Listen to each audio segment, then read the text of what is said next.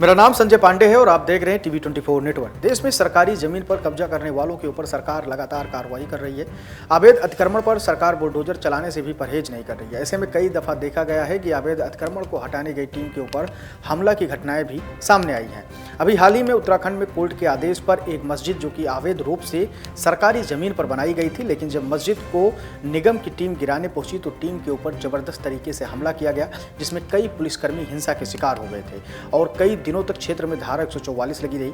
ये सब हम आपको इसलिए बता रहे हैं क्योंकि अब एक बार फिर चेन्नई के कोयम्बेडु में स्थित एक फेमस मस्जिद और मदरसे को बहुत जल्द बुलडोजर से ध्वस्त कर दिया जाएगा।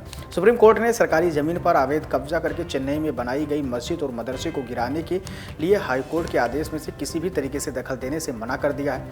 सुप्रीम कोर्ट ने माना है कि कोयम्बेडु स्थित मस्जिद अवैध संरचना है।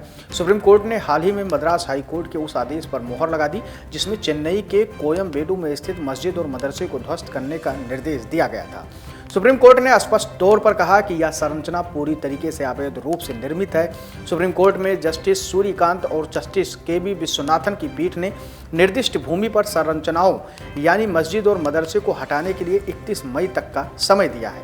दरअसल जस्टिस सूर्यकांत और जस्टिस के.बी. विश्वनाथन की पीठ मद्रास हाईकोर्ट के उस आदेश के खिलाफ दायर एक याचिका पर सुनवाई कर रही थी जिसमें यह माना गया था कि मस्जिद का निर्माण बिना किसी भवन स्वीकृति योजना के आपके लिए अवैध रूप से निर्माण किया गया है। सुप्रीम कोर्ट ने सुनवाई के दौरान सार्वजनिक स्थानों व सरकारी जमीन पर अवैध कब्जा कर बनाए गए धार्मिक स्थलों को हटाने के लिए अपने पुराने आदेश का हवाला देते हुए कहा कि अथॉरिटीज की जिम्मेदारी है कि वह ऐसी अवैध निर्माण हटाएं। सुप्रीम कोर्ट ने मामले में सुनवाई के दौरान टिप्पणी करते हुए कहा कि अवैध रूप से बनाई गई इमारत धर्म की शिक्षा का स्थान नहीं हो सकती। हालांकि सुप्रीम कोर्ट की यह टिप्पणी और आदेश मस्जिद ये हिदायत और मदरसा की ओर से दाखिल याचिका पर आई है।